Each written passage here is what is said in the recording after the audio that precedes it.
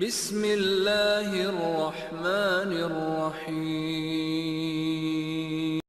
بسم اللہ الرحمن الرحیم الحمدللہ رب العالمین والصلاة والسلام علی سید الاولین والآخرین وعلی آلہ واصحابہ اجمعین ومن تبعہم بإحسان الی یوم الدین اما بعد فاعوذ باللہ السمیع العلیم من الشیطان الرجیم بسم اللہ الرحمن الرحیم والفجر وليال عشر والشفع والوتر واللیل اذا یسر۔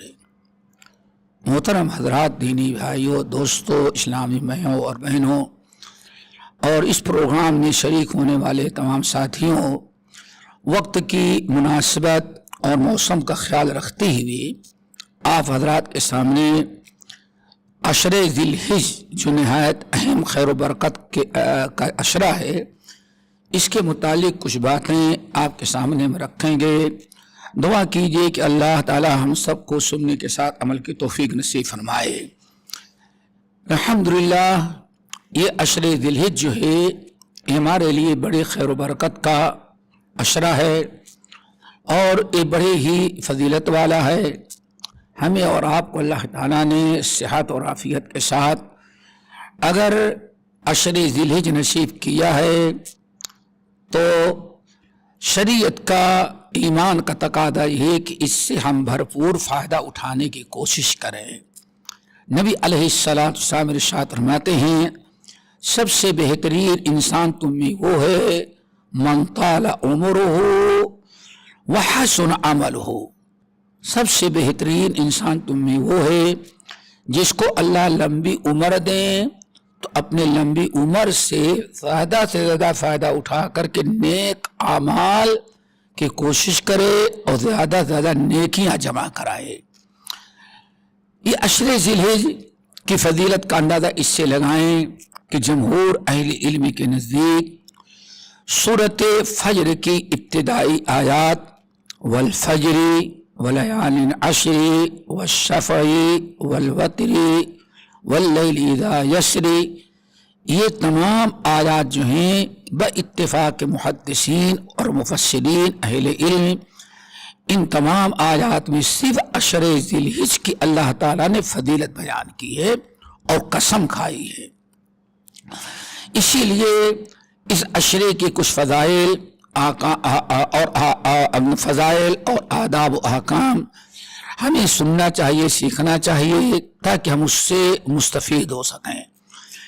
امیر المؤمنین عمر بن الخطاب رضی اللہ تعالیٰ عنہ کے ایک بڑے مشہور صحابی ہیں ابو عثمان النہدی رحمہ اللہ۔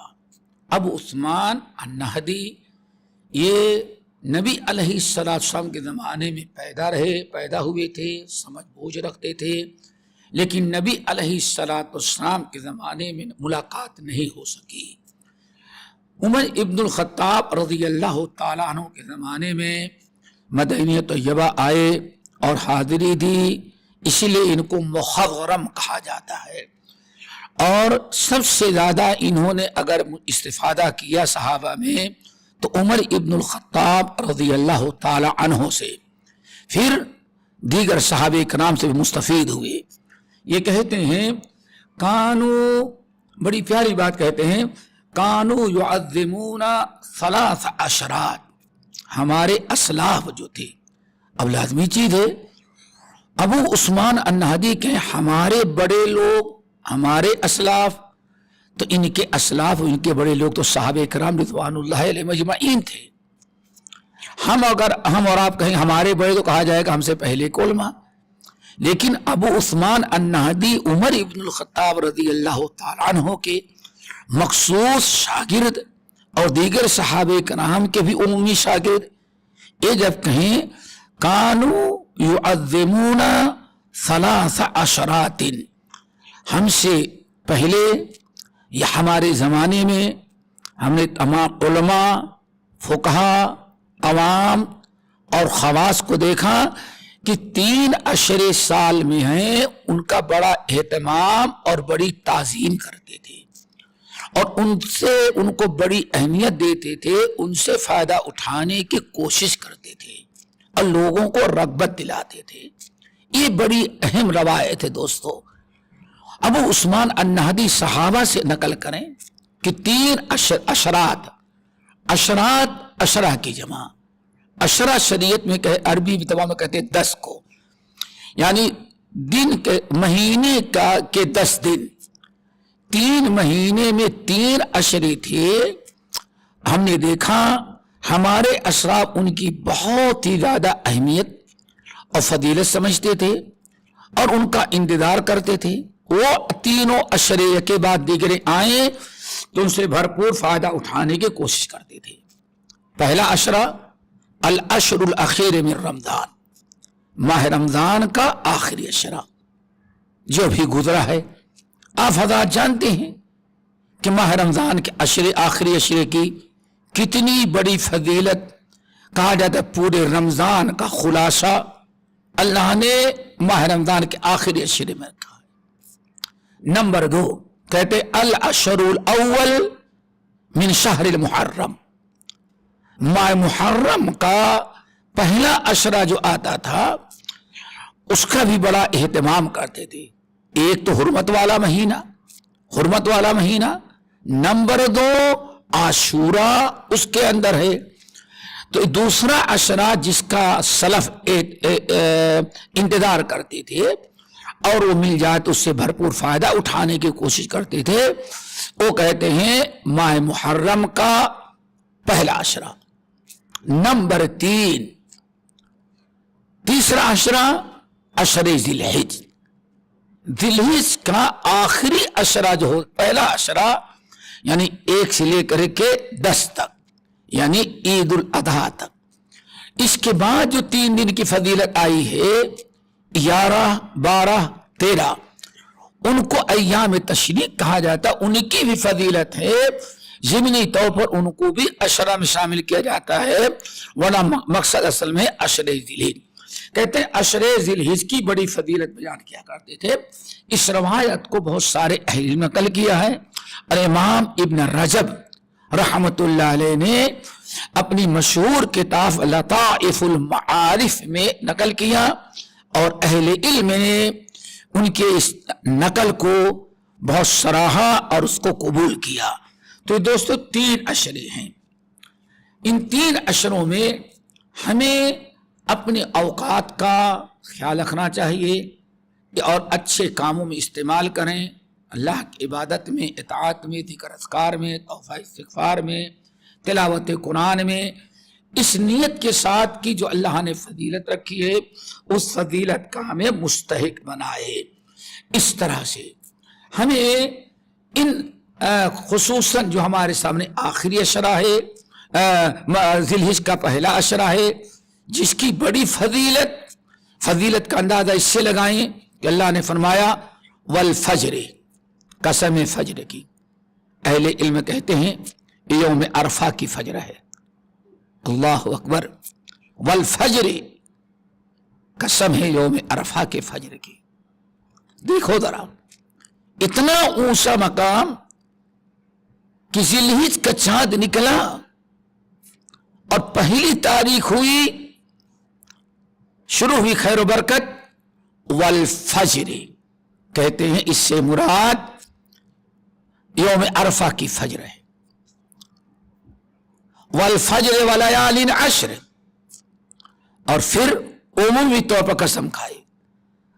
قسم ہے ولیال عشر، ذی الحج کی 10 راتوں کی. اللہ نے راتوں کا تذکرہ کیا. عربی زبان کا ایک دستور ہے کہ رات سے مراد 24 گھنٹہ ہوتا ہے. اگر دن کہیں گے تو مراد 24 گھنٹہ، اگر رات کہیں تو مراد کہا جاتا ہے 40 گھنٹے 24 گھنٹے، یعنی ڈے نائٹ دونوں مراد ہوتے ہیں. تو یہاں جو اللہ نے قسم کھائی ولیال عشر، قسم ہے عشر ذی الحج کی 10 راتوں کی، یعنی 10 دنوں کی، پورے 10 دنوں کی. اور یہ قرآن میں موجود ہے. مثلا حضرت زکریا علیہ السلام کے بارے میں جب ان کو اللہ نے بشارت دی کہ آپ کو اولاد پیدا ہوگی اور ایک بیٹا پیدا ہوگا، اس کا نام یحییٰ رکھیں گے، اللہ تعالیٰ کیسے پتا چلے گا؟ تو آپ نے ثلاثۃ ایامن 3 دن کا تذکرہ کیا، اور دوسری جگہ ثلاث لیال سویہ 3 راتیں. تو دیکھیں جہاں دن کا آیا وہاں 24 گھنٹے دن رات دونوں، اور جہاں رات کا تذکرہ آیا وہاں دن یعنی 24 گھنٹے. ایسے ہی اس میں کہا گیا ولیال عشر، اس کا ترجمہ کیا جاتا ہے ذی الحجہ کی ابتدائی 10 راتیں یعنی 10 دنوں کی اللہ تعالیٰ نے قسم کھائی. پھر والشفع، قسم ہے شفعہ کی. شفعہ سے مراد عربی زبان میں شفعہ کہتے ہیں جو برابر برابر ہو. تو شفعہ سے مراد کہا جاتا ہے یوم النحر ہے. ذی الحجہ کے 10 دن جو ہیں کہا جاتا ہے شفعہ اس عدد کو جو برابر برابر تقسیم ہو جائے، تو کہا جاتا ہے والشفع والفجر ولیال عشر والشفع، یعنی کہتے ہیں اس سے مراد یوم النحر ہے. یہ نقطہ یاد رکھیں، یوم النحر ہے. اللہ رب العالمین نے قسم کھائی. پھر آگے اللہ رب العالمین فرمایا والوتر، اور قسم ہے طاق، اس دن کی جو طاق ہے. کہتے ہیں یہاں مراد اس سے طاق عدد سے یوم الوتر سے والوتر سے یوم